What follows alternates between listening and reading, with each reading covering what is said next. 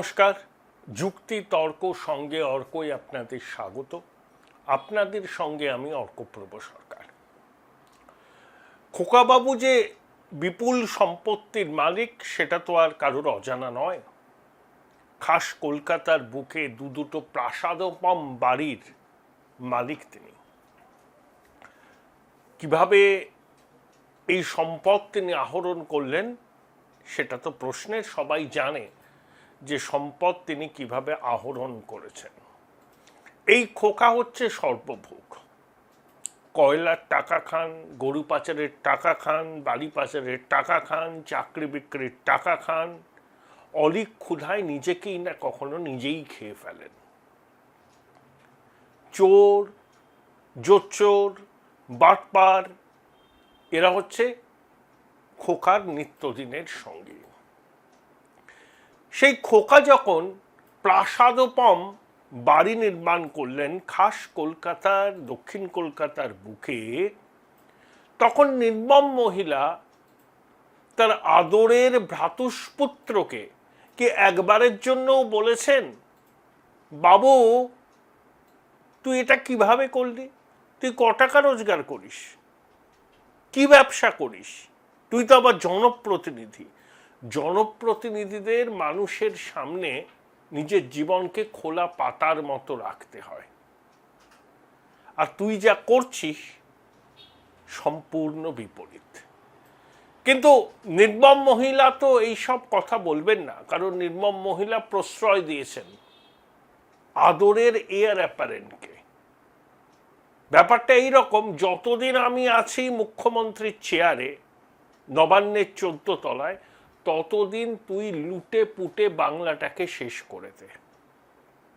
নির্মম মহিলা তো ভাবতে পারেননি যে জনগণের গণতান্ত্রিক থাপ্পড় কি সাংঘাতিক হতে পারে। তাই 15 বছরের রাজ্যপাট তাকে খোয়াতে হয়। কলকাতা কর্পোরেশনের পক্ষ থেকে খোকার বাড়ির অবৈধ নির্মাণ ভাঙার নোটিশ চায়।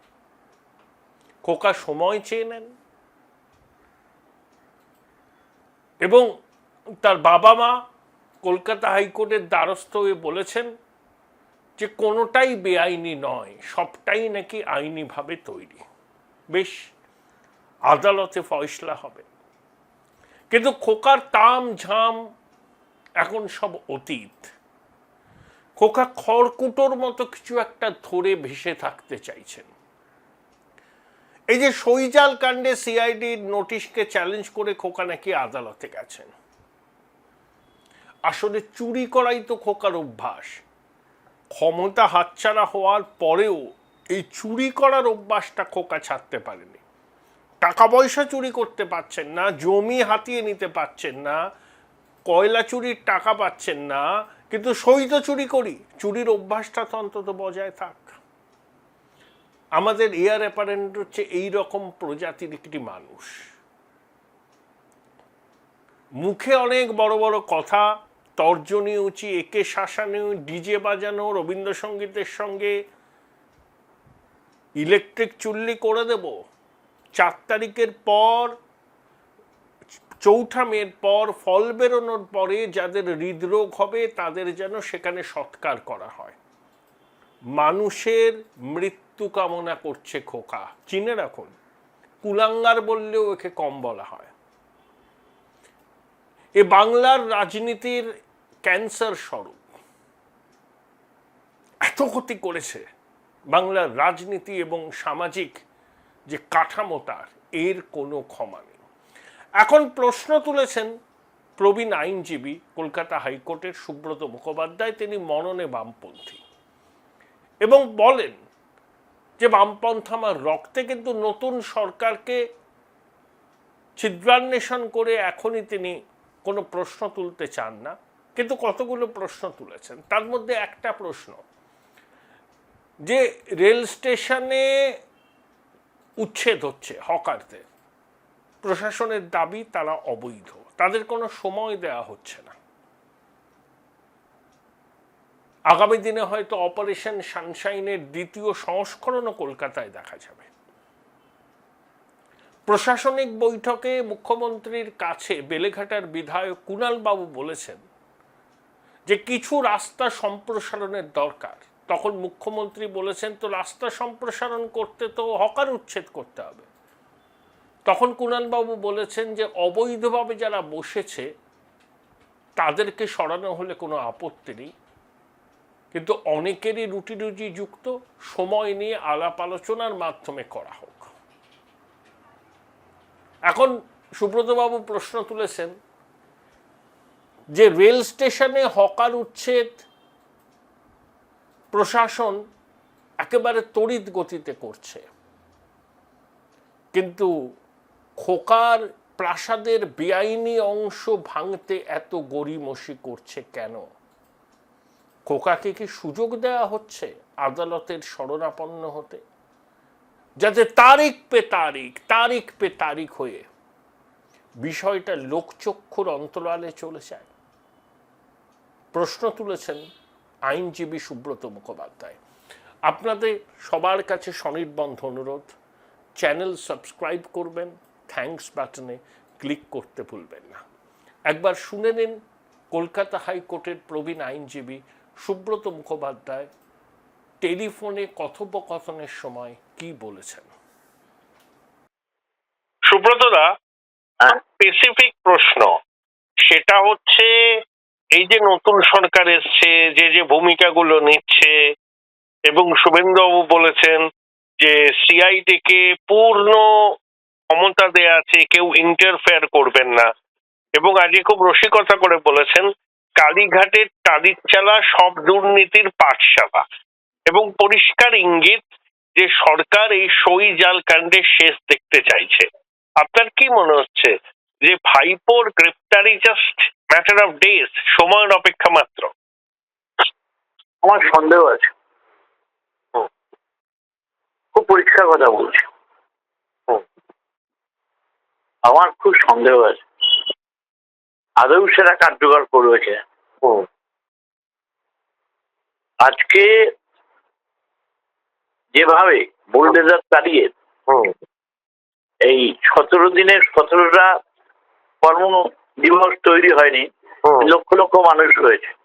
এটা যদিও এই প্রসঙ্গে আপনার প্রশ্ন নয়, তাহলে আপনি যদি মনে করেন যে অভিষেকের বাড়ি আনঅথরাইজ রয়েছে, তাকে নোটিশ দেওয়া, 2 সপ্তাহের সময় দেওয়া, সেটা গ্রান্ট করা কেন হবে? এক যাত্রায় পৃথক ফল তো হতে পারে না। তাহলে সেই ক্ষেত্রে কর্পোরেশন কেন নীরব? এ প্রশ্ন আমার না, এ প্রশ্ন সাধারণ মানুষ করছে। আর বলুন, কেন অভিষেকের বাবা মা আজকে আদালতের দ্বারস্থ হয়েছে এই কলকাতা পুরসভার নির্দেশকে চ্যালেঞ্জ করে? তাদের বক্তব্য কিছুই অবৈধ নয়। দেখুন, আদালতে সবাই যেতে পারে, আদালতে সবাই যেতে পারে, সেক্ষেত্রে কিছু বলার নেই, আইন তার নিজের পথেই চলবে। আপনি যদি কোনোটা বলেন অবৈধ নির্মাণ, কোনো ক্ষেত্রে আপনি দ্রুত বুলডোজার না হবেন, আবার কোনো ক্ষেত্রে নোটিশ দেবেন, সময় দেবেন যাতে আদালতে যেতে পারে, এই এক যাত্রায় পৃথক করে হতে পারে না। তখনই মানুষের মনে সন্দেহ জাগে, ইতিমধ্যেই সন্দেহ জেগে উঠছে। সুব্রত, তাহলে বিকাশটা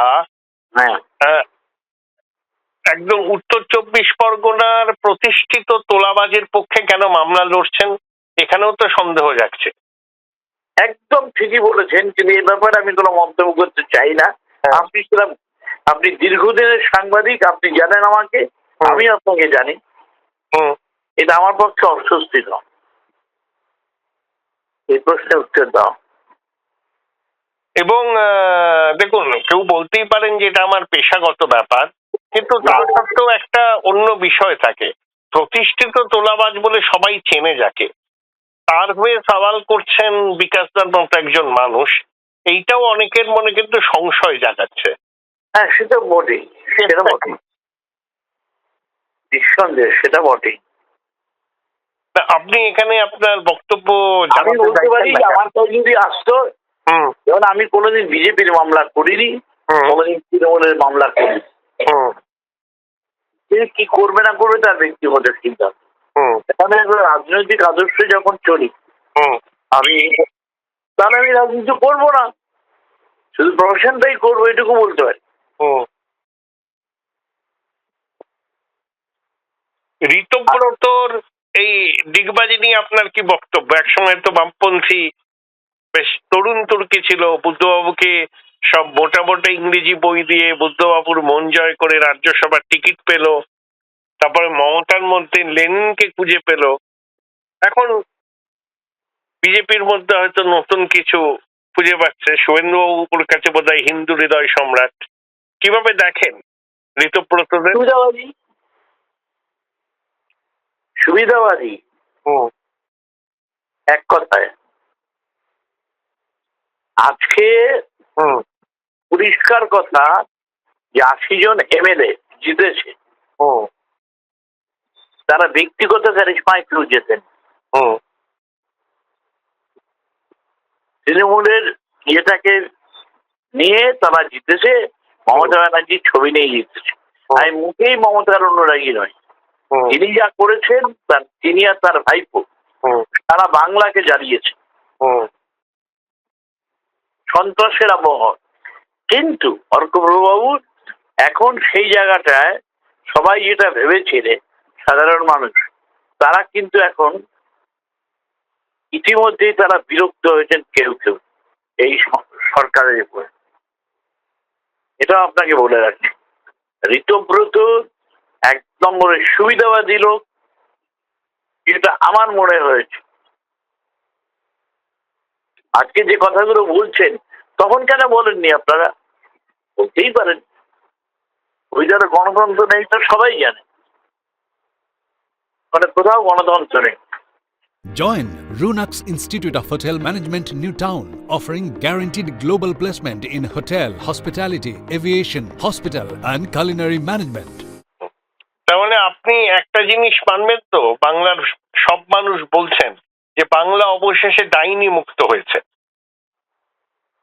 কিন্তু সেখানে সন্ত্রাস মুক্ত হলেও এখন এক নতুন ভয় মানুষের মনে চারা দিয়েছে। যেটা বলেছিলেন যে ভয় out,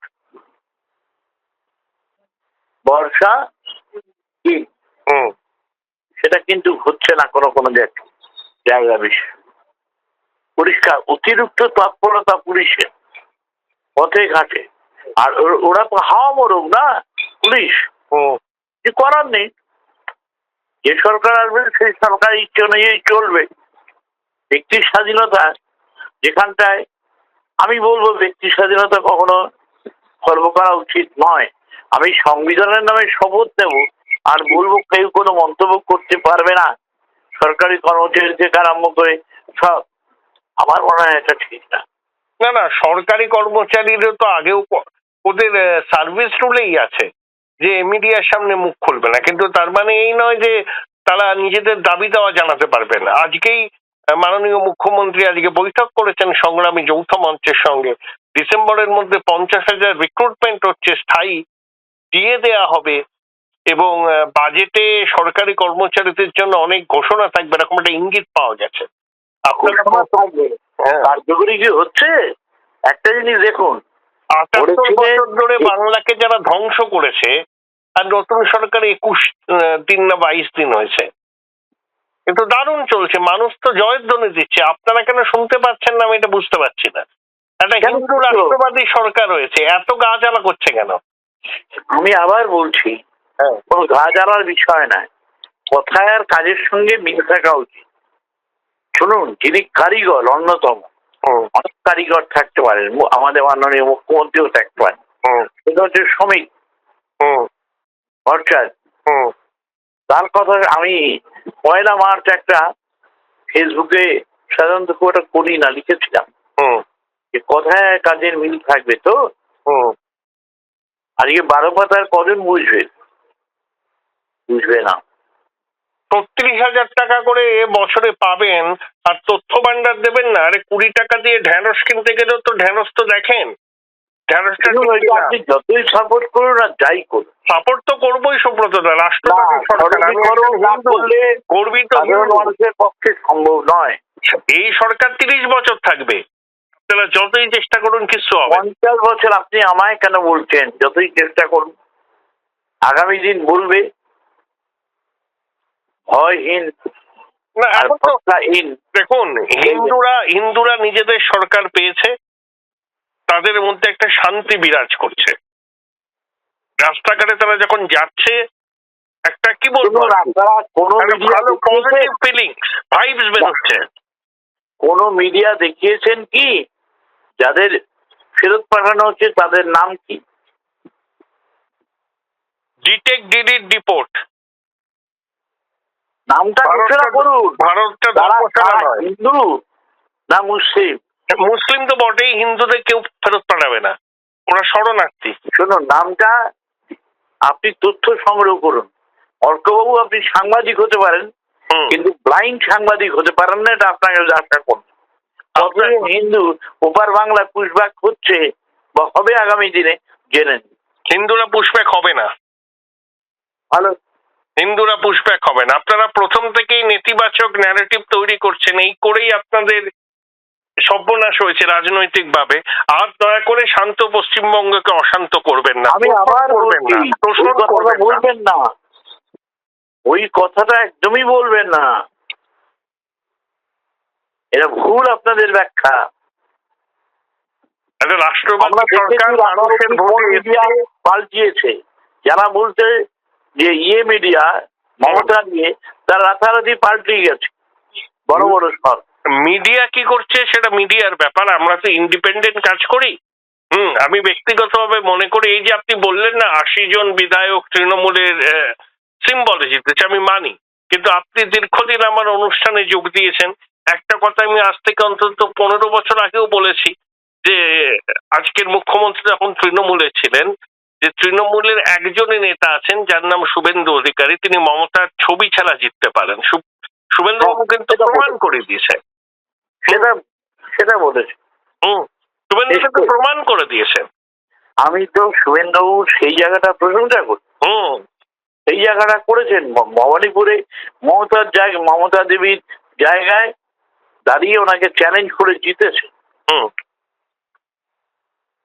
I have a high regards for him, এইটুকু আপনাকে আমি বলতে পারি। এবং আপনাদের কাছে অনুরোধ করব, আপনারা সমাজের মুভার্স এন্ড শেকার্স এর মধ্যে পড়েন, দয়া করে এখন সমালোচনা করবেন না। বাংলা রাষ্ট্র গঠন করায় সহায়তা করুন, নতুন বাংলা তৈরি করুন। অর্কপ্রভু সরকার সেটা হচ্ছে ব্লাইন্ড রিপোর্টার হবেন না। আপনি তো তা নন, গাইডলাইন বেঁধে দেবেন, এখনই সমালোচনা করবেন না। কেন সমালোচনা করবেন? কেন এই সরকার কিছু করেইনি। মন্ত্রিসভাটা যা 16 দপ্তর নয়, তার মধ্যে তো কাজ করে চলেছে। এটা কি সমালোচনার সময়? একটা তো সময় দিতে হবে কাজ করছে কিনা। 50 বছরের পাপ মাথায় নিয়ে এসছে এই সরকার। পাপ মুক্ত হোক বাংলার, আপনাদের 34, তৃণমূলের 15। আগে পাপটা মুক্ত হোক, এখনই সমালোচনা করবেন। আমরা দেখব, অপেক্ষায় রইলাম।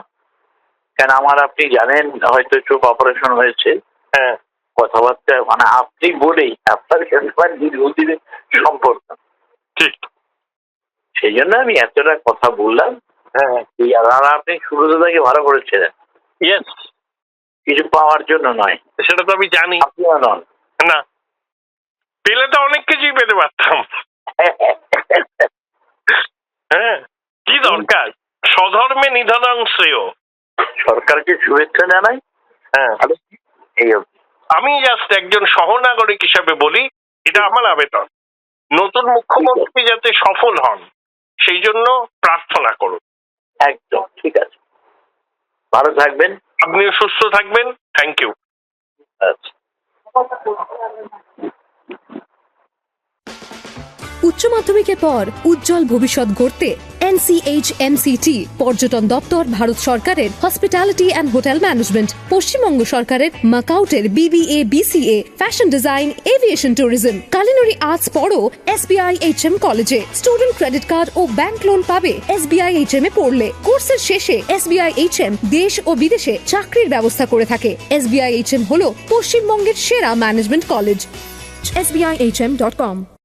বোলপুর শহরের কোলাহল থেকে মাত্র 20 মিনিট দূরেই রয়েছে সুন্দর রিসর্ট, যেখানে পেয়ে যাবে স্পেশিয়াস আর এস্থেটিক্যালি ডিজাইন রুম। তোমরা যারা গ্রুপে যাও তাদের জন্য আছে কমফোর্টেবল গ্রুপ স্টে অপশন, আর কাপলদের জন্য রয়েছে লাক্সারিয়াস সুইট রুম, তার উপর আবার ফ্ল্যাট 10% অফ। এখানে প্রকৃতির মাঝে তোমরা পেয়ে যাবে একটা সুন্দর সুইমিং পুল, ছোটদের জন্য প্লে এরিয়া আর একটা এস্থেটিক সেলফি কর্নার।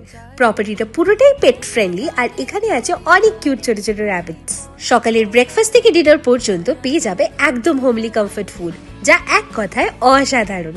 বেঙ্গলি কুইজাইনের সাথে সাথে পেয়ে যাবে চাইনিজ আর নর্থ ইন্ডিয়ান অপশন। বিকেলে বনফায়ারের আলো, বন্ধুদের সাথে আড্ডা আর খোলা আকাশের নিচে গ্রাম বাংলার হাওয়া, পুরোটাই এক অপরূপ অনুভব। তাহলে বলো তোমরা কবে প্ল্যান করছো এই পিসফুল এসকেপটা? And don't forget to follow miss cupcake for more such travel updates. Hi, আমি একটা বই পোকা। ছোটবেলা থেকেই মা বলতো পরীক্ষার আগে বইগুলো গুলে খেতে হবে। তো ব্যাপারটা আমি একটু বেশি সিরিয়াসলি নিয়ে ফেলেছিলাম। খুঁটিয়ে পড়তে গিয়ে বই খুঁটে খেয়ে ফেললাম। তাও ক্লাস 11-এর 2টো সেমিস্টারে একটাও কমন পেলাম না। কিন্তু 12-এর সেমিস্টারগুলোতে ছক্কা মেরেছি, কারণ আমি ডিসকভার করেছিলাম মৌলিক লাইব্রেরি প্রকাশিত সম্রাট সিরিজের সমস্ত এক্সক্লুসিভ সাজেশন বুক উইথ প্রচুর কমন পাওয়ার গ্যারান্টি, প্লাস টেস্টি ছিল